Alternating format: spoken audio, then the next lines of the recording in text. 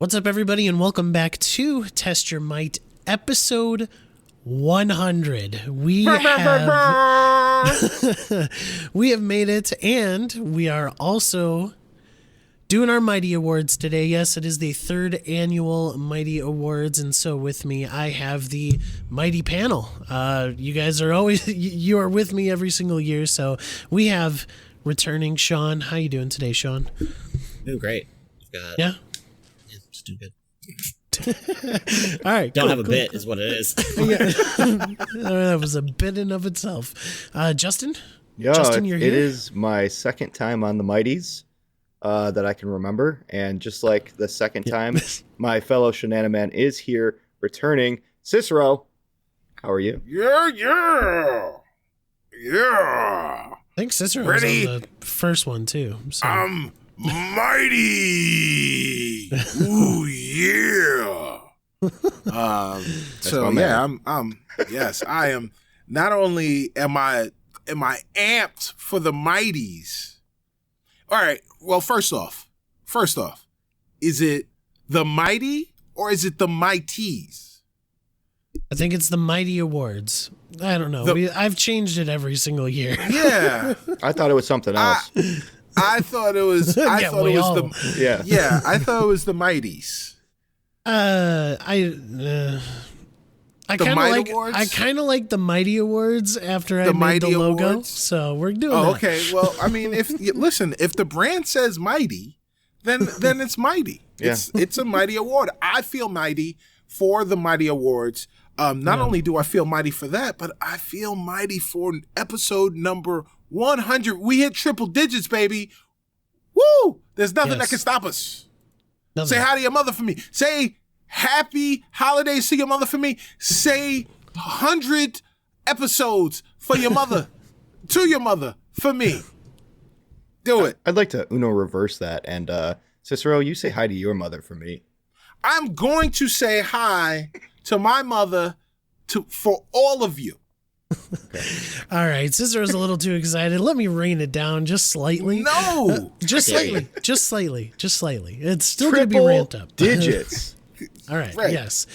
Please, in congratulating us, please leave us a review. We would really appreciate it. Go over to iTunes or Apple Podcasts or Spotify. Leave us a review there. Spotify is mobile only. Apple Podcasts is really the best way to let us know how we're doing. Leave a comment and a star rating there. You could also go to our YouTube channel and subscribe there.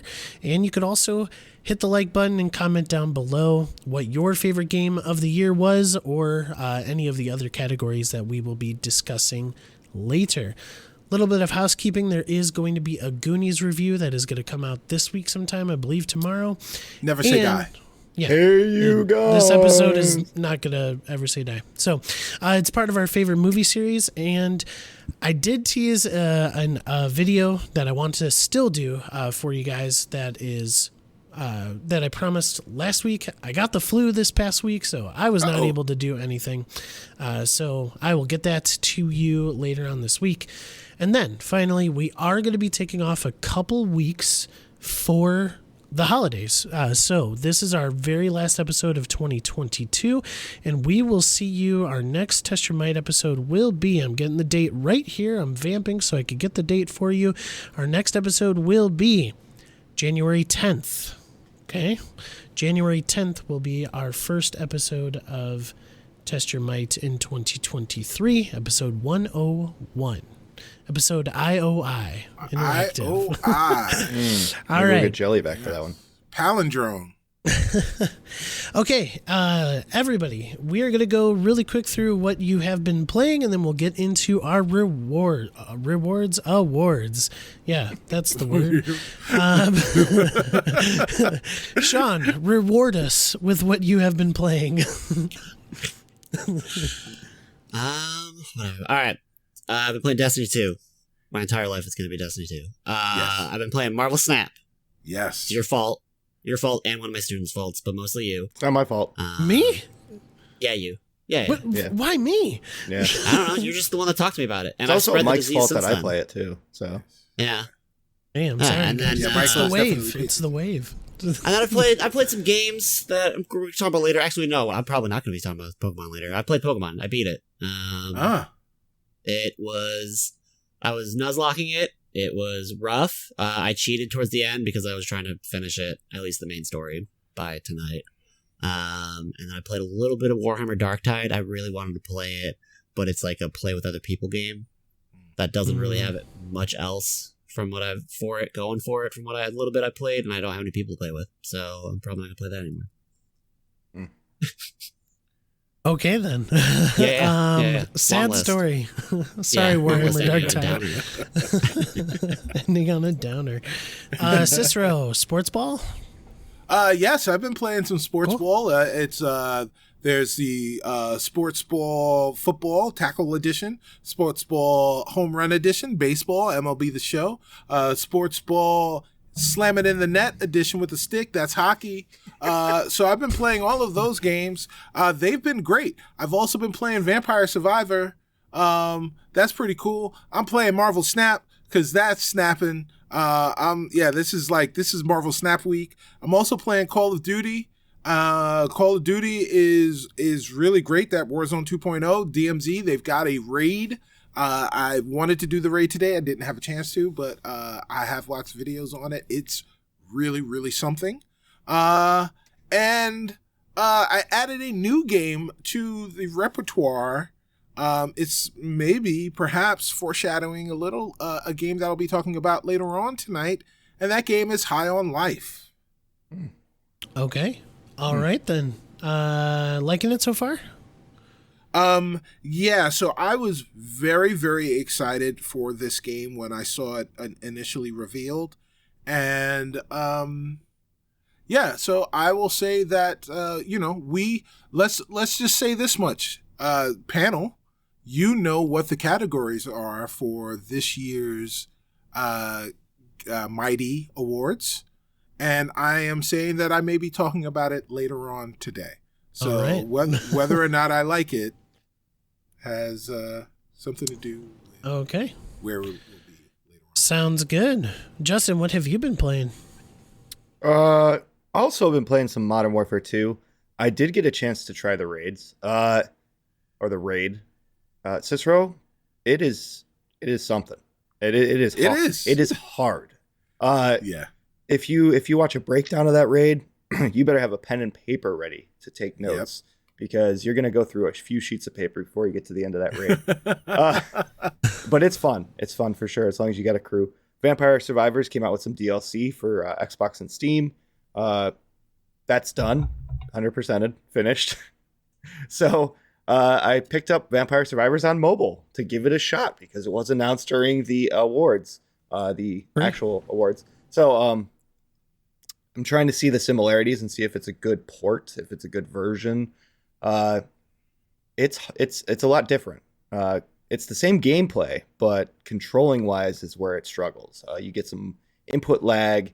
You get some, Vampire Survivors is all about the moment to moment. Every second counts. And if you have a second of lag, it could be the matter of life and death when you have thousands of enemies coming at you. So I'm playing through it, trying to see if there's any other negatives, but that's the only one that I can see. I'm playing on iOS. I've heard similar things about the Android version as well. I have picked up High on Life. I'm 5 hours in, I guess. I've killed about 4 or 5 of the bosses. I will not be talking about it later on, but it is. Paris Lilly said something that I liked. He said it is a interactive comedy, and that is the best way to put it. It is. It's funny. You'll laugh. You'll either love it or hate it based on your sense of humor, and it does have my sense of humor, so I do like it a lot. Marvel Snap, still playing that. I have made it to level 85 as of right before this recording in the current season, I guess what it is. So yep, there you go. There's only 100 levels. I'm trying to fight my way to infinite for the first time ever. And then the Dusty Ducks cartridges. I ended up beating Dragon Warrior, the original. So then I started original Final Fantasy on NES. And I've never played through these games, like Final Fantasies. I played a little bit when I was very young. Didn't get into them. So I decided, why not start at the beginning with the original game that was a last-ditch effort from them to make money. And Game Genie has a lot more cheats for this. It's like a Bible of cheats. Isn't the original Final Fantasy actually Final Fantasy 4? The original one that came out on the NES is what I'm playing. Yeah, I think the original one that came out on the NES is actually... Did they like remake Final Fantasy 4 in Japan? No, it depends on the Japan release versus the North American release. So Cicero's right. There's some weird stuff going on there. I don't know. I'm playing the original that I have the cartridge for. Right. And like I said, the Game Genie cheat list is ridiculously long. Like things that I would never even want to put in. But there is so many cheats in that game that might completely need different to get from through Dragon it. Warrior for sure. Yeah. That's what I've been playing. Over to you, Mike. Cool. Thank you. I've been playing Marvel Snap. Sort of hit a wall. There's a lot of decks that I've been playing against that I just don't have the cards to compete with. So yeah, just trying to find a way to continue to have fun with the game, because I went on a very bad losing streak. Like I'm in the 40s right now of the rank ladder, and yeah, just a lot of hard decks to battle against, but still having fun. Still want to collect. I did beat Pokemon. Rolled credits on it as well. So actually, Sean, you may have caught up to me at this point, because after I rolled credits, I was pretty much ended my playthrough, because that's after I got that's a little bit before I got really sick and my kids got sick too. So I have not been playing video games. I've been watching Attack on Titan. So I did boot up Vampire Survivors again tonight, just to play it again, because my Pokemon was all done. So yeah, Vampire Survivors, great stuff. Okay, let's move on. Sean had a really good idea, just to recap last year's awards, specifically the GOTY Award. So, question for you guys. Did you visit any of the Game of the Years last year? For example, Sean's was Inscription, right? Yep, I'm literally like Cicero's 2 weeks was after Marvel. The awards. I think Mike and I both beat Inscription. Like it was very close after that. Mine was Rocksmith as well. Yeah, sorry. Rocksmith was your Game of the Year? I believe so, yeah. I don't know if it was your GOTY. Oh no, Resident Evil Village? Yeah, I think Village was. You should trust your notes. You said you went back for exactly. it. You should trust your notes. I know. I didn't go back for it. Oh, you didn't? Okay. I wasn't able to finish the episode. Rocksmith was your favorite old game you played, or something like that. And then Cicero's was Marvel's Guardians of the Galaxy, which I still have installed on my Xbox, but I have not played it. Me and Justin beat Inscription, loved it. That possibly could have been my Game of the Year if I had played it last year, But Sean, did you play any of ours? I did. Yeah, I didn't just put this segment in just so that we could all know that I have my finger on the video game pulse, and everyone was like, "Oh, Sean, they're so smart, they're so clever. I knew that Inscription was the best game last year. Wow." I also played one. I played Guardians of the Galaxy. I considered Halo, but never got around to it. But I played Guardians. That wasn't really gonna. The gameplay aspects of it weren't good enough for me, but the writing, all the stuff people said was really fundamental and really good, was really good. But just the moment-to-moment gameplay and the rock out sections were a little dissonant to me to be a Game of the Year contender, but I'm glad I played it. Right. It's still on my radar. I'm going to play it, Cicero. Same. I promise. Okay. Okay. Yeah. It's still installed, okay? Well, yeah, there you go. Mine's not installed. The Witcher 3 is still installed on my hard drive. Yes. I started Witcher 3. I forgot to say that. Nice. I'm through the tutorial and I'm listening to some story bits. All right. Cool. It looks awesome. It looks so good. I was, again, another game I was planning on booting. Are you playing on Series X now? Yes. You got the Series X download? Yeah. Yeah. I bought the. We both bought the Game of the Year edition, so it came free. So, All right. It is here, listeners, the Mighty Awards. Let's get into it. So I will just continue to move us through. We'll go around in a circle again, and then we'll go around in a different order the next one. So yeah, it'll be fun. We'll go around in one order and then a different order. And yeah. All right, it's like the conveyor belts. Yeah, Snake. I know, right? Yes. Yeah. You want me to snake? I can snake. I thought that's what you said.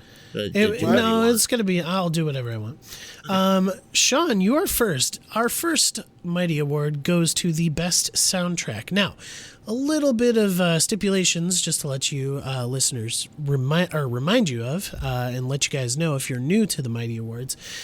The first and foremost rule is that we are not bound by 2022. So if we played a game from a prior year in 2022, that is eligible for our awards. Okay?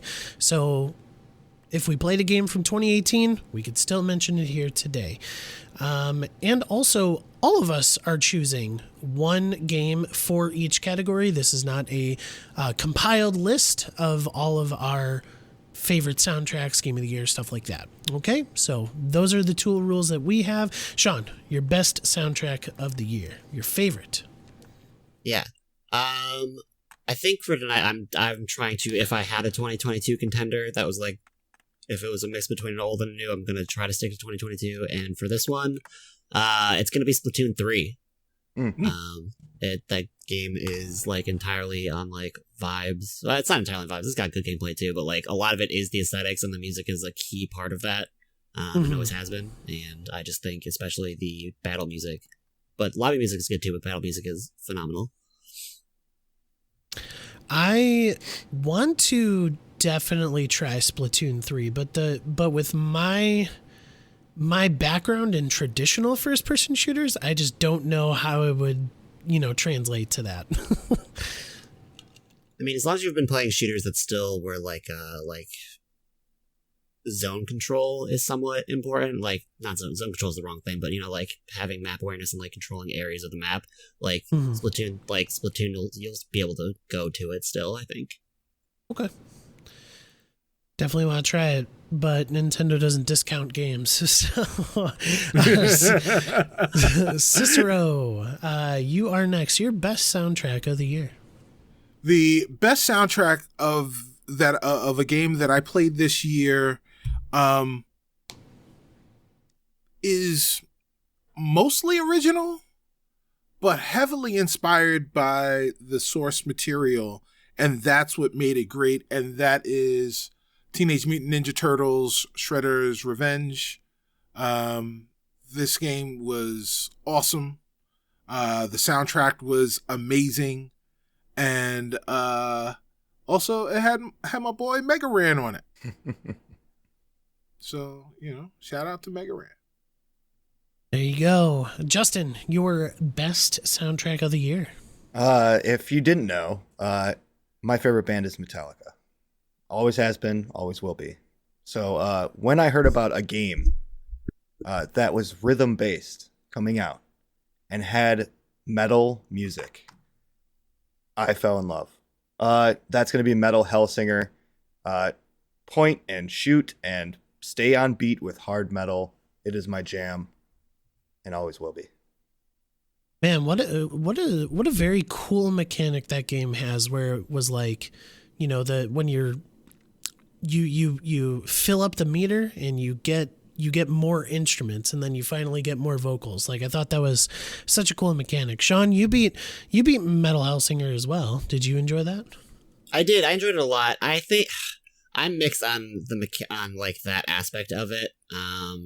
Maybe because I'm just not good enough, especially. And I went back within the past couple weeks and like went to a harder difficulty, and it just felt so bad.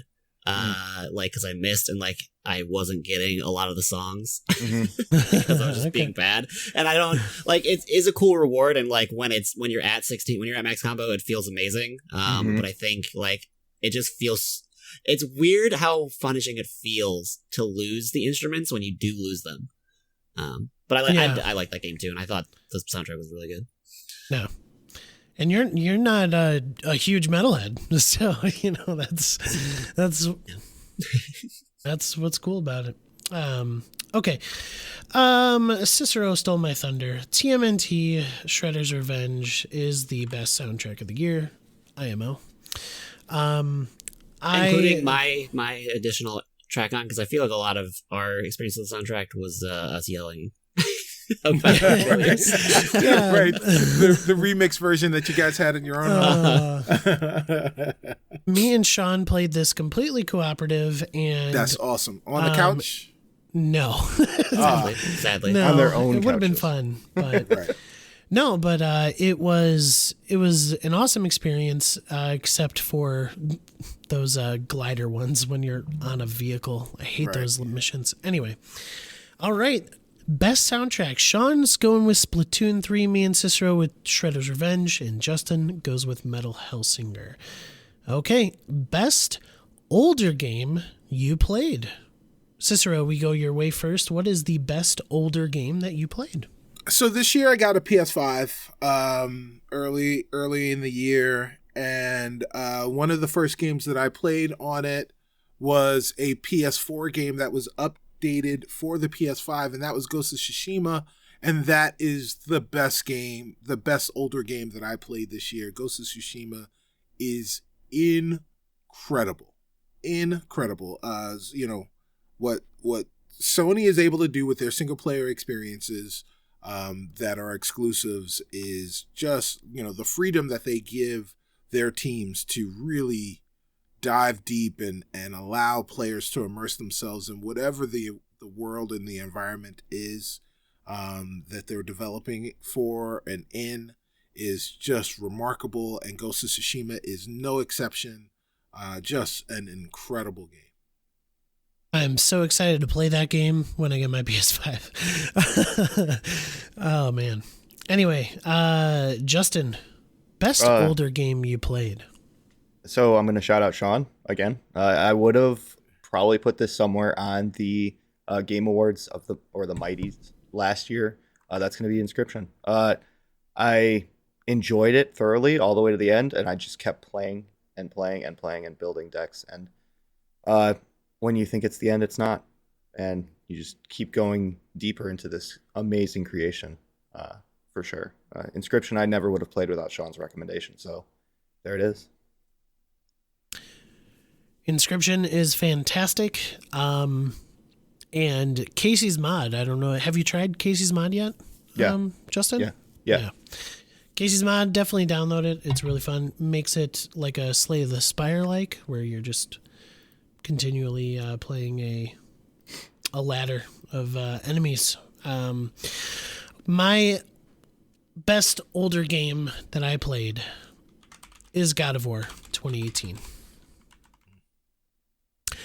God of War 2018 is tremendous.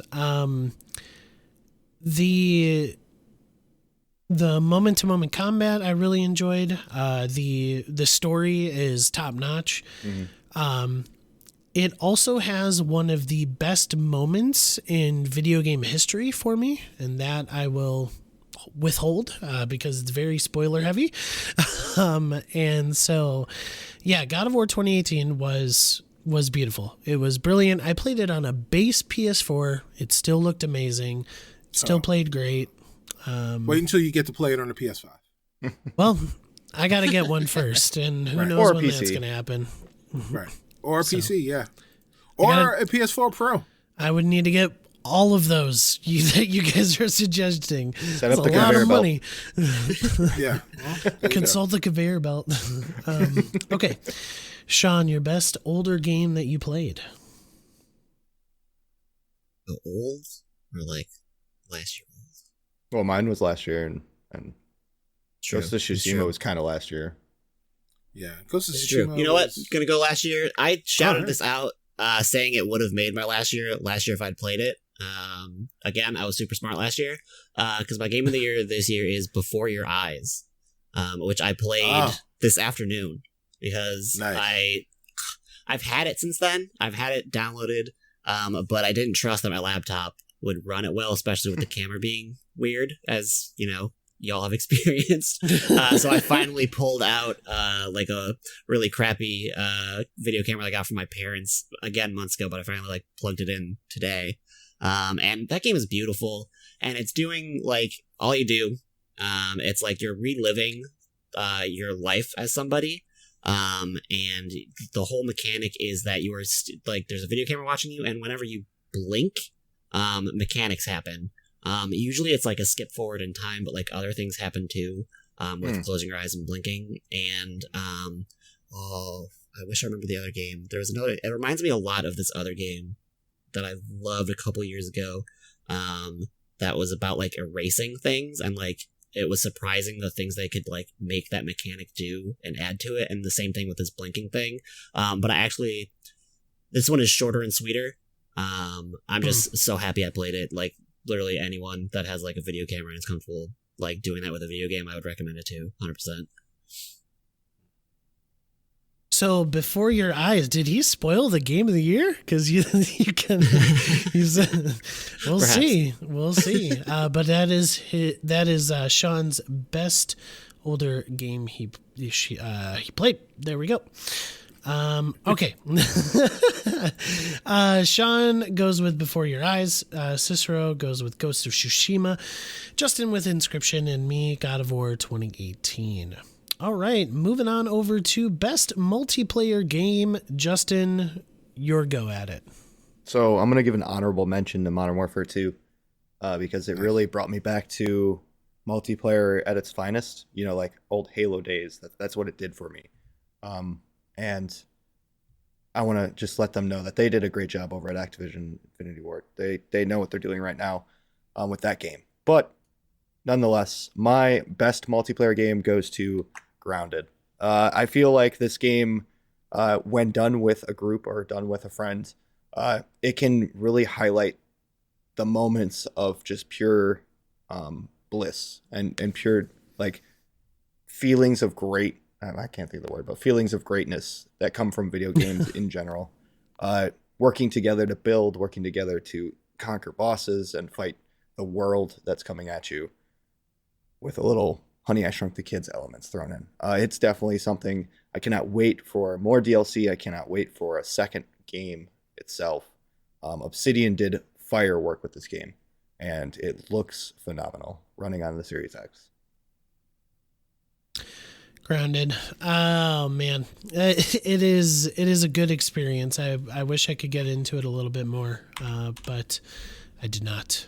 Anyway, for me, I'm gonna throw out an honorable mention in TMNT Shredder's Revenge. Me and Sean again played through it completely cooperatively, and man, what a blast that game is. But you know, each and every year I gotta bring in my son because that's what I've done every single year. That's what's important, man. Yeah. And this year, me and Caleb have been experiencing Lego Harry Potter.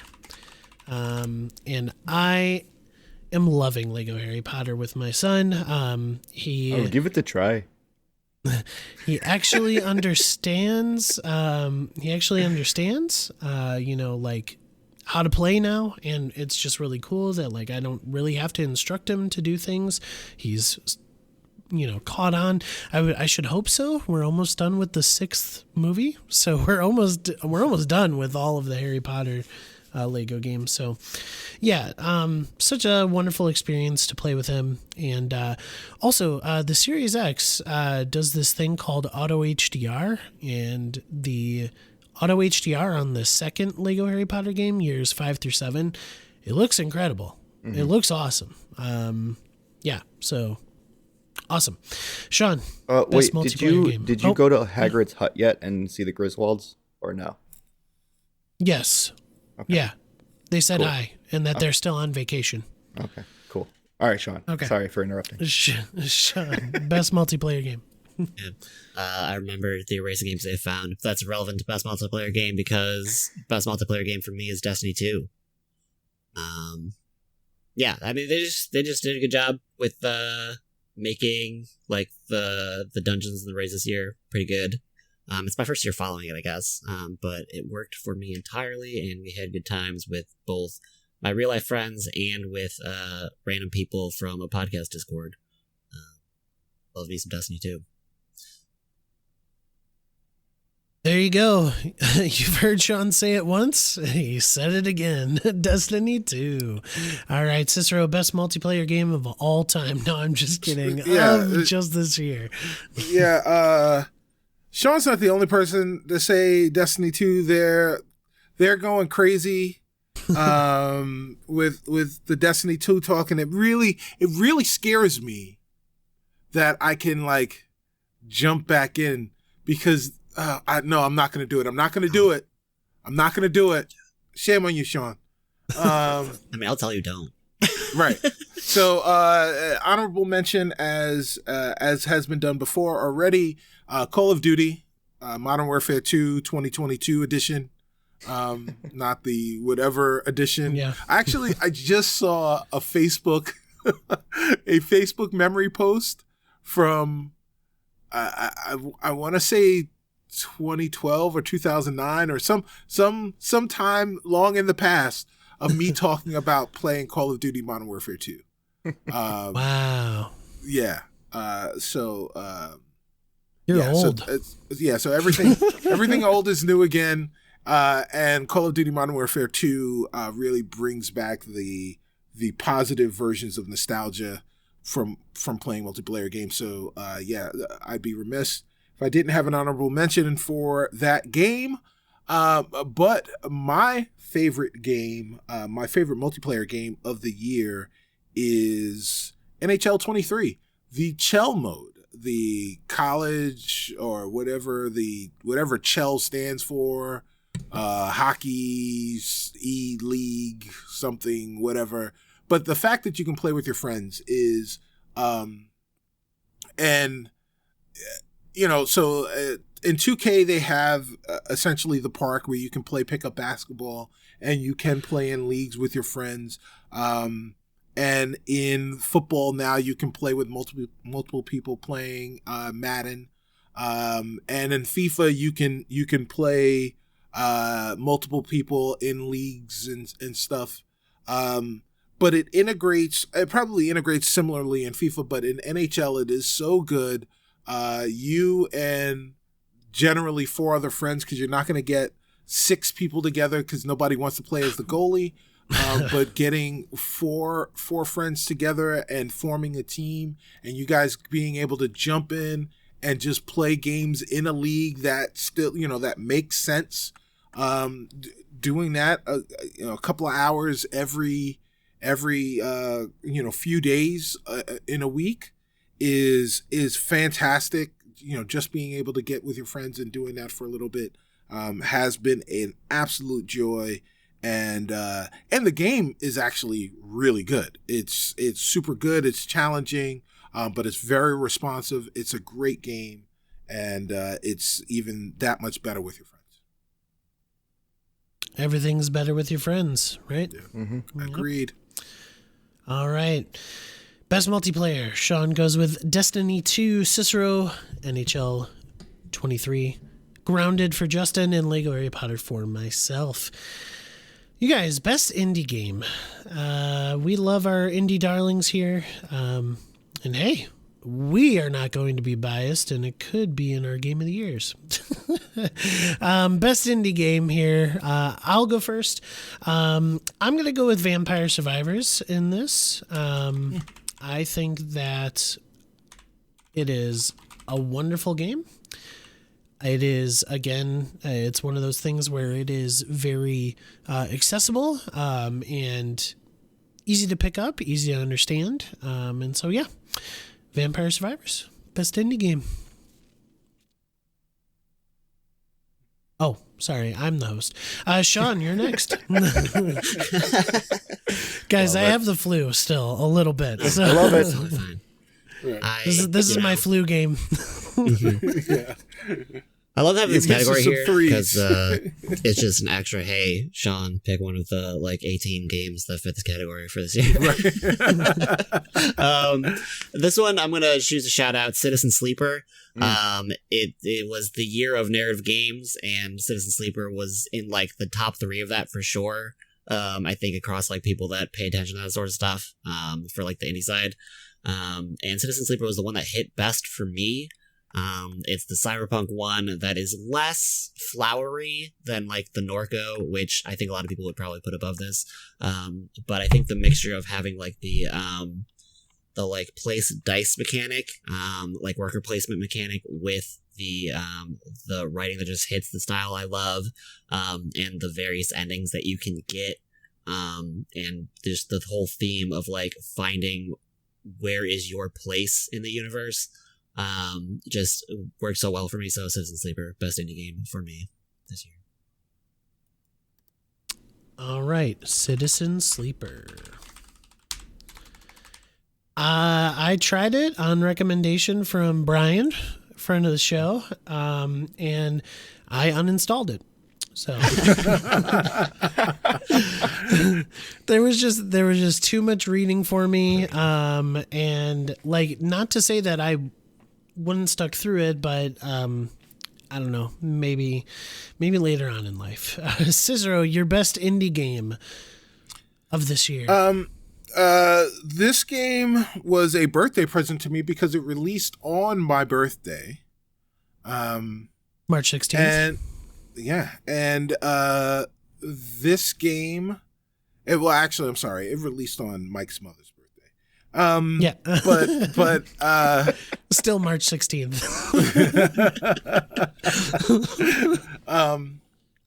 And the thing that made this game great, besides it being great, was the fact that it was able to borrow so heavily from a seminal title in the history of video games, and not only do things to recreate the magic from that original game, but also add to what that genre was in ways that are unique, while also combining, elements from genres that exist today. And that game is Tunic. Man, such a great game. Good choice. The art style I loved. The isometric combat. It was just, you're playing as a fox too. It's just awesome. Yeah, Justin.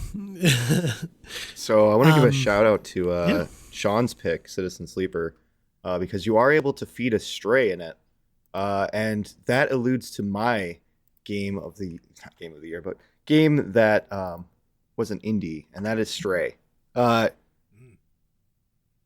Visually, it blew your mind. Okay, this was a game that you did not expect to look as pretty as it did, and it did. And the story was unique, one of a kind, something that I fell in love with instantly. And I'm not even a cat person. I'm a dog guy.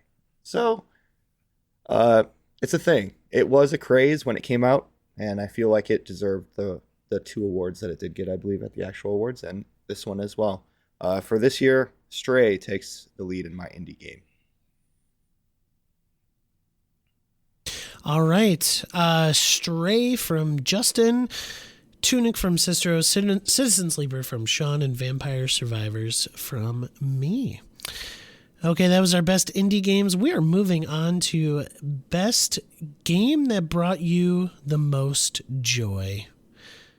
Just the game that brought you the most joy. We're back around to Sean first. Sean, you're up first. I'm going to use my for the first time, I'm going to use my special shout out for a non-2022 game. Chicory, A Colorful Tale, brought me so much joy at the beginning of the year. There was so many moments where I was just like, oh, this is so heartfelt and beautiful and put a smile on my face. And you got to color and stuff, so that was extra fun on top of it. But the one that's actually getting in the award this year, that's gonna probably brand me as a sicko, a horror person, is I'm giving it to The Quarry. There's so many moments in that game that just were specific things that were yeah, that's really funny and cool. The splash I'm not going to spoil anything, but if you know the Splash Zone situation with the monsters, loved that. I loved the Hag of Haggett's Quarry. Everything about the old swamp card lady, beautiful to me. And the gaze, it was great. Brought a smile on my face. The Quarry was another game that I played this year, and I 100% agree with Sean. It was so good. I loved it. It was, believe it or not, it was the first, actually you could believe it because I've stated before, I only played sports games growing up. This is the first like adventure game, like, you know, decision based game that I've ever completed. And what a wild ride it was. Cicero, you're up next. What is the game that brought you the most joy this year? You know, man, this was probably my toughest category to narrow down. Because I had a lot of fun playing the games that I played this year. But yeah, I'm going to cheat a little and say that the game that gave me the most joy this year is a game that gave me joy because I had never played anything like it. But it felt so familiar at the same time. And then it did things that were unexpected, but then they made sense as soon as I understood the mechanic. And that was a little indie game called Sifu. Mm. Okay. Sifu. Yeah. There you go. Sifu. Sifu, for those who don't know, is a martial arts revenge action game in which you are a 20-year-old who is seeking revenge for the death of your master, and you have to go through a gang, kind of Kill Bill style, you know, Game of Death style, whatever. And every time you die, you age up, and every time you age up, you get a little bit weaker, but you get a little bit stronger.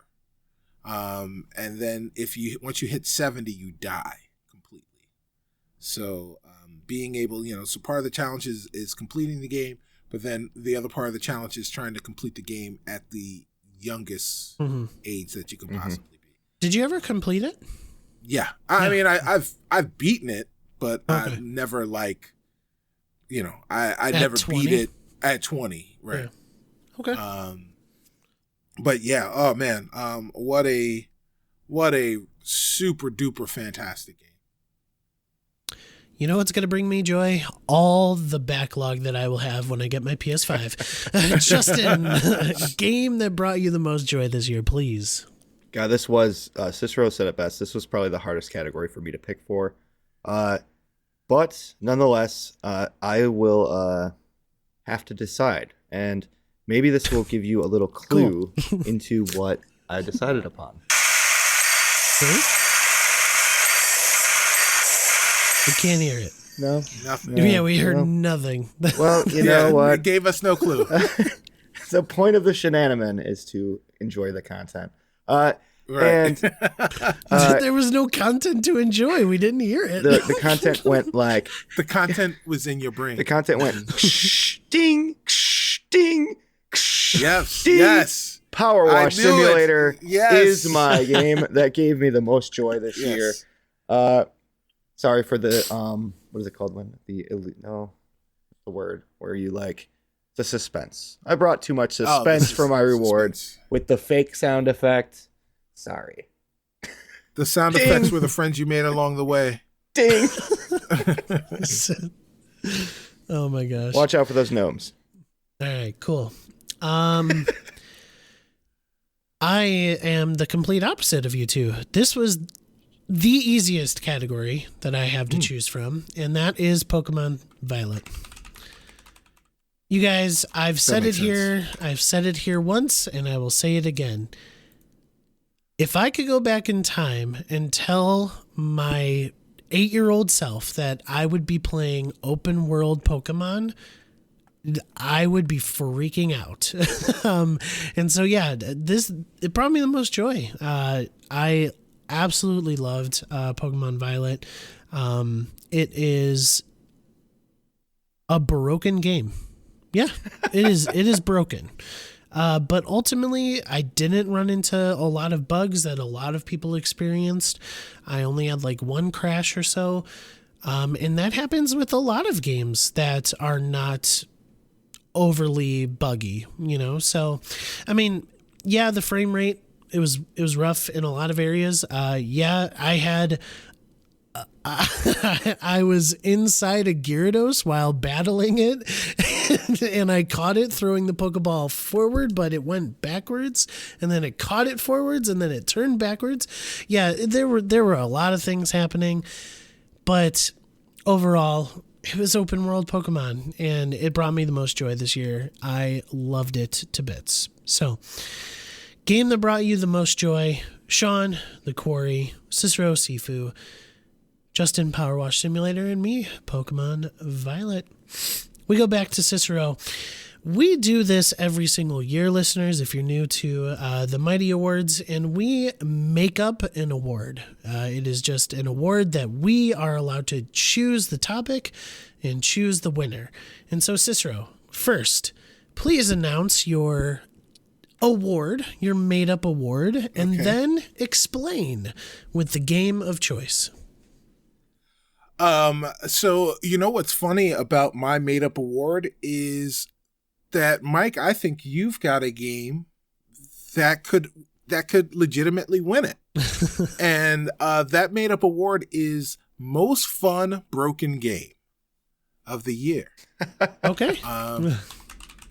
And my most fun broken game of the year is Madden 23. Madden NFL 23. I think are we gonna hear the draft story for the 18th time? No, we're not gonna, I'm not gonna sit here and be like your dad and tell you the same story over and over again. But what I will say for those people that are listening to Test Your Mic for the very first time, because it is the Mighty Awards, the 3rd annual Mighty Awards, it is episode 100. And if you've never played Madden NFL 23, then here's the thing that you need to know.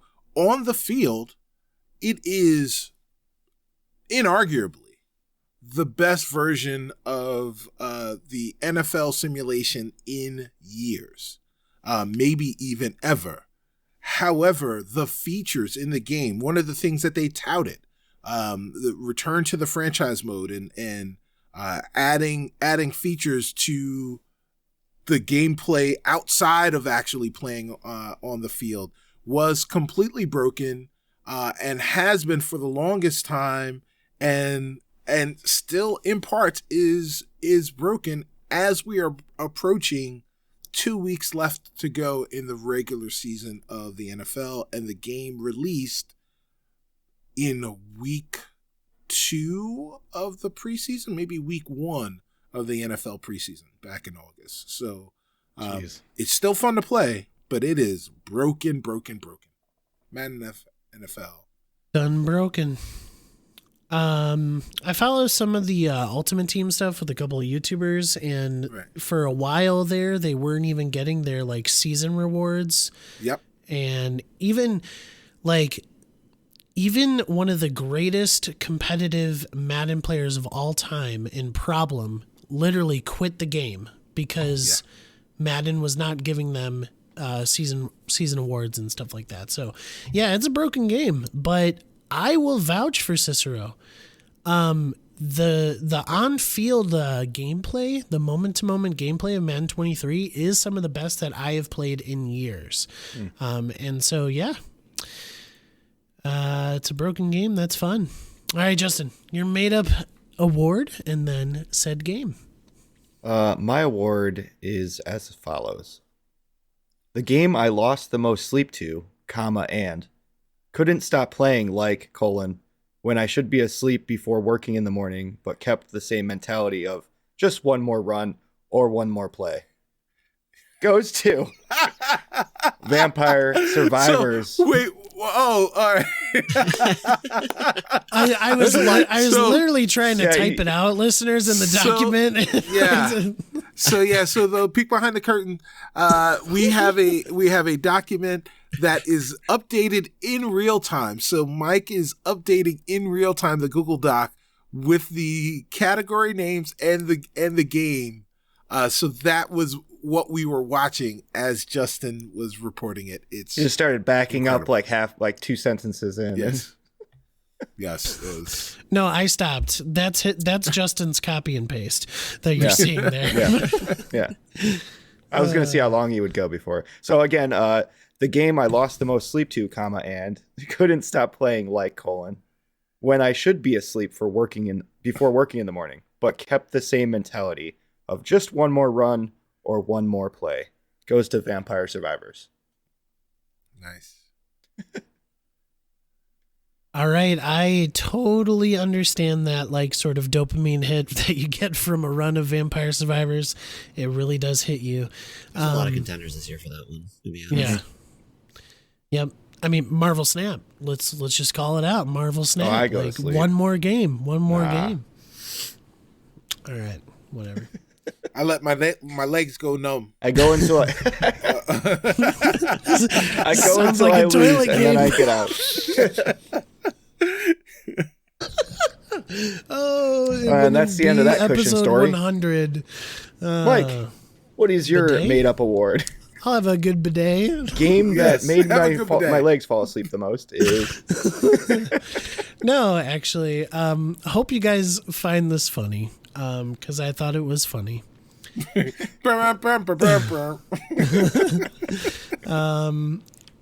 My made-up award is Ain't Nobody Got Time for That Part 2. Nice. And Yeah. listeners, last year this was my award, but this is part 2 because I thought it was too funny not to bring up, and it goes to The Quarry. All right. Right.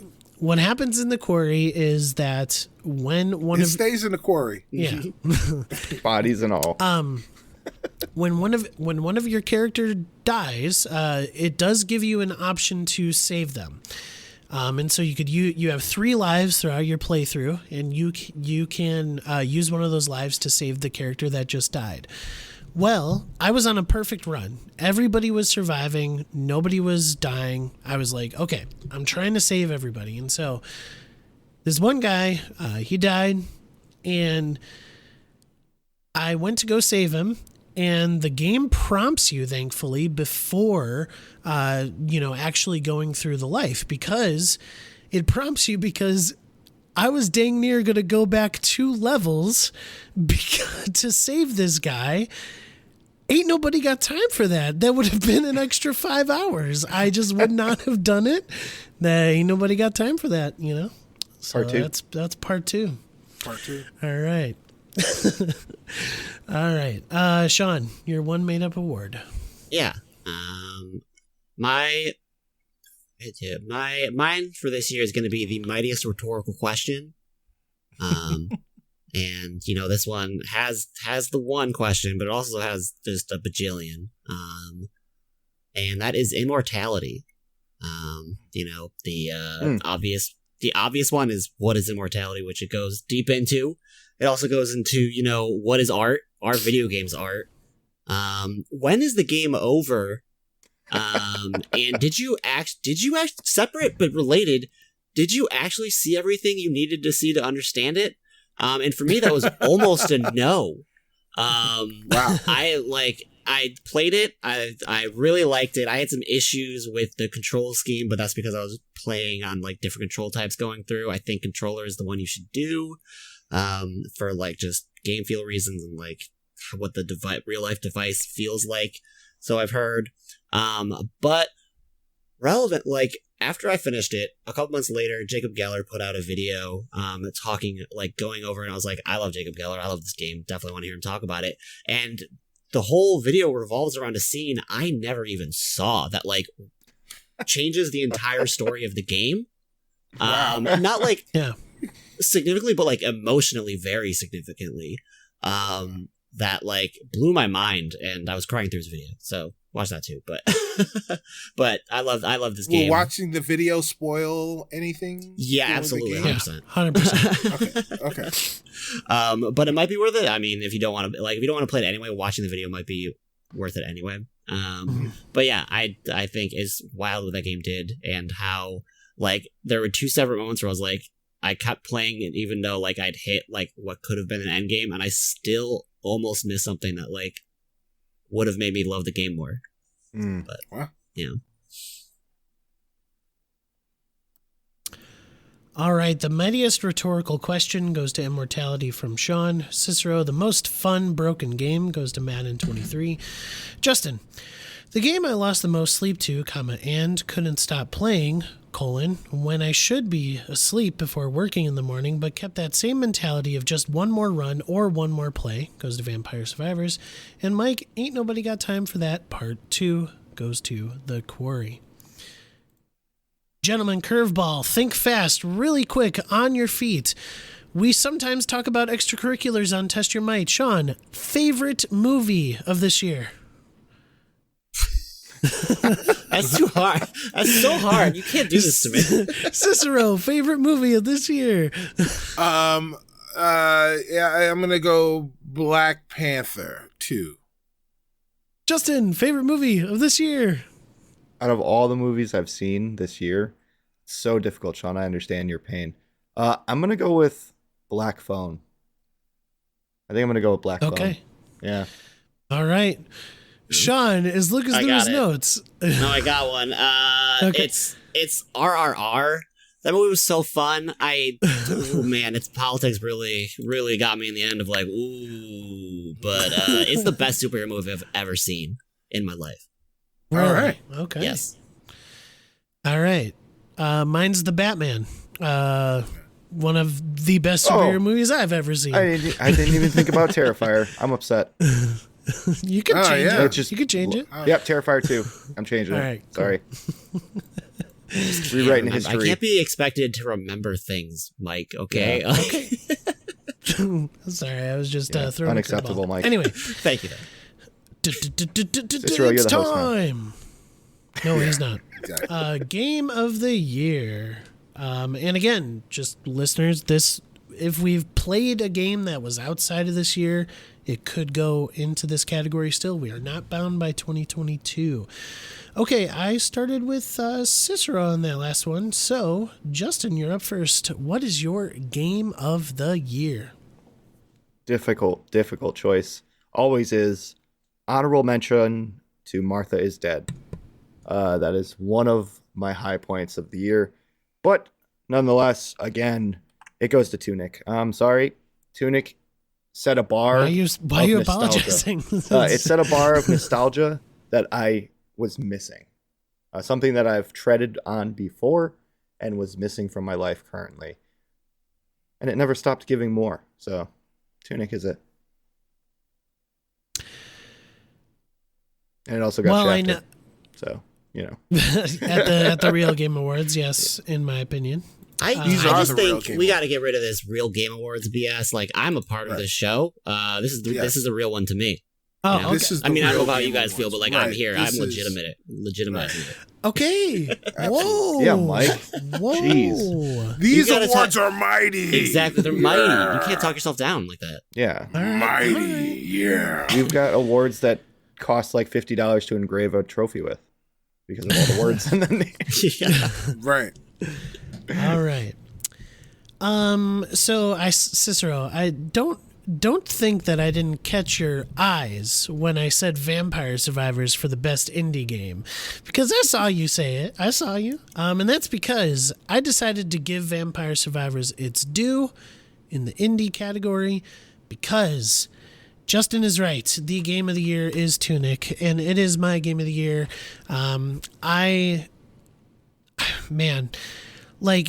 If there was a game to bring me just as much joy, it would be Tunic. You know, just as much as Pokemon Violet did. Pokemon Violet and just not be broken. Yeah, I mean, Pokemon Violet just squeaked above that as far as joy is concerned, but Tunic overall. You guys were wondering if I was going to put Pokemon Violet as my game of the year because No. I've honestly. No. I knew you were No, going to you put guys- Tunic. I didn't 100%. think so. Yep. 100%. Sorry. Sean, what's your Yeah. game of the year? Hard. I think, if you heard me talking about, my best old game earlier, I made a real hard pitch for Before Your Eyes, but I want to stick to 2022. So Citizen Sleeper is gonna get it for me for this year. Because again, Year of the Narrative, it's definitely very wordy for people. For some people, but even beyond just among the wordy games, I think it just does a lot of cool stuff that still exemplifies the best of this year, parts of it at least, and I loved it a lot. I'm gonna return to it because it had DLC since I played it, so Awesome. 2023 will be back. So the way that I was talking about Pokemon, it really gave you the idea that maybe I would choose it as game of the year, but I decided against it because it is a broken game. And so I went with Tunic. And Tunic is amazing, right? Tunic is awesome. It has the fantastic art style. And yeah, oh wow, you chose it. One of the things that I really thoroughly enjoyed about Tunic is that it has It's Cicero's turn. no instructions, and that's Just well, just like yeah, this you show. just gotta Cicero, get it. what is your game of the year of 2022? You're not the host. Stop it. Cicero. Nope. You're still not the host. I'm gonna Cicero. change my game. My game of the Cicero. year is interrupting Mike and trying to force control from his hosting. Yeah, because it's happened a lot Podcast- this year, and it's annoying. Podcast Oh, coup. you're right. It Freaking did happen. Yes. That was a good time in June. Right. Podcast coup with Mike and Stan. That's my game of the year. Yeah, Cicero, what's your Go game of the ahead. Go year? ahead, Mike. I've, I've said it 3 times. What's your game of the What year? if you Cicero, said- what's your game of the year? Oh, thanks, Justin. So my game of the year, actually, so all of the games that I've talked about this year could have easily been my game of the year. Despite feeling like, oh, maybe this wasn't a great year for gaming, I had a great time gaming this year. Word. And I love doing these lists because it gives me a chance to reflect on that and really gives me a chance to accentuate the positives, because overall it was a very, very positive year when it came to playing video games, which it should always be because video games are fun. This is what we do for fun, and this is a nice release and an art form that we enjoy. However, none of these games are my game of the year. Sometimes you have a date and you really hit it off, and you have infatuations, and you're like, all right, man, I feel really something deep inside, but it's infatuation. But if you've been around a few blocks, you know how to differentiate between infatuation and lust and actual love, and know that just from a short period of time with someone or something, you can see that it is much deeper than what you thought it was going to be, what you hoped it would be, and that it would be that much greater. And as a result, my game of the year is High on Life. There is, I kind of have, if you've listened to or watched our previous game of the year shows, there is kind of a theme with the games that I choose as my game of the year. They're games that inject humor. They're generally action games. They're generally not open world games. They are games that you can play within 20 hours or so. and are largely accessible to people that are gamers of different skill levels. And High on Life checks all of those boxes, as well as being funny as all get out. As Justin already said, if you enjoy that humor, and I enjoyed that humor from the jump. There is like, when you play the game, there's a prelude in the game that confuses you, that's so well done that it confuses you into thinking you're not yet playing the game. Mm. And that's the most spoiler you should ever go. Don't go any more spoiler than that. Right. And then like, as soon as people start talking, you realize like, oh yeah, this is the game it's supposed to be. I get it. I'm with it.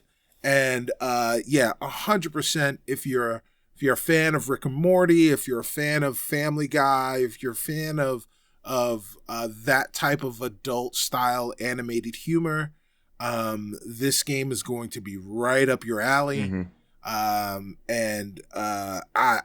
I have not finished it yet. I can't wait to finish it. I am having so much fun playing that game. High on Life is my game of the year. All right, game of the year. Sean goes to Citizen Sleeper. Cicero, High on Life. Justin and I both have Tunic. So by process of elimination, I have to play Citizen Sleeper by next year. Which I'm okay with. I wanted to play it anyway. I'm fine with reading. I've already tried Citizen Sleeper. I will try High on Life. Well, headphones only, sir. I mean, when I was thinking of that question, I was thinking of any game that was nominated too. So like, I would have, But okay. Oh, I'll also really? try High on Life because it sounds like that's the one I have to do too. So. Although, what was your honorable mention, Justin? I didn't write it down, but it sounded. Just Megan is missing. Martha is Megan is missing as a movie. Sorry, Martha is dead. Yes. Martha's dead. Okay. Yeah, Martha is dead. Is like a supernatural horror, but you're like taking photographs and using an old camera, developing photos. It's got a great story, great like the atmosphere gets you, and it came out last year. It's very good. Yeah. All right. Hey, that's the third annual Mighty Awards. Good job, guys. And also, hey, it's episode 100. So, very, very excited to continuing to be doing this with my best friends, my best friends here in this whole entire world. So, I started this thing with Jelly a long time ago with a dream, with an idea that this would flourish, that this would be an amazing show. And I truly think it is. And so hopefully our listeners think that as well. Hopefully you guys think this as well. I've dragged you into this, so I hope so. Cicero, what was it like? It's got to be like maybe like 75-80% of the episodes you've been on too. So I mean, yeah, something like that. Yeah, all the best ones. The 75-80 best ones. Okay. You by sheer statistics, that means Cicero won the most of them. Right. Yeah, I mean, I was hosting majority of them, so probably. I gave him a run for his money. Mike in the admits early bias. days. Yes, absolutely. Yeah. But I believe Cicero. This next year, I'm going to be keeping track for anyone listening, fans, or someone out there wants to keep track. You can too. There you go, please. There are shows that have fans make trophies for the winners and stuff. So if you want to do that, that's on you guys. But I'm going to be personally keeping track as well for next year's Mighties. We'll be able to nominate or show who won the most Test Your Might episodes, whether it be Cicero or myself or whoever else. Right. Yeah. A guest like Mike. Yeah, or a guest like Mike. Yeah. Or the original host. Jelly. Me. Yeah. Jelly. Well, Jelly's not around unless he's editing. So, Anyway, guys, this has been the Mighty Awards. Let us know what your game of the year is. And also, I will put down the categories down in the description. Let us know what you would choose for those categories yourself. Would love to have some conversations down in the comment section on YouTube. So please go and subscribe there, hit the like button, and comment down below. If you're on a podcatcher of choice, please leave us a review. Apple Podcasts being the best, Spotify on mobile. And you can follow us at Twitter at WhatTheFunPod. You could also find us on Facebook there as well. And if you would like to just connect with us via email, whatthefunpodcast@gmail.com. For Sean, for Cicero, for Justin, my name is Mike. This has been episode 100 of Test Your Might, the third annual Mighty Awards, and we'll talk to you guys later. Bye.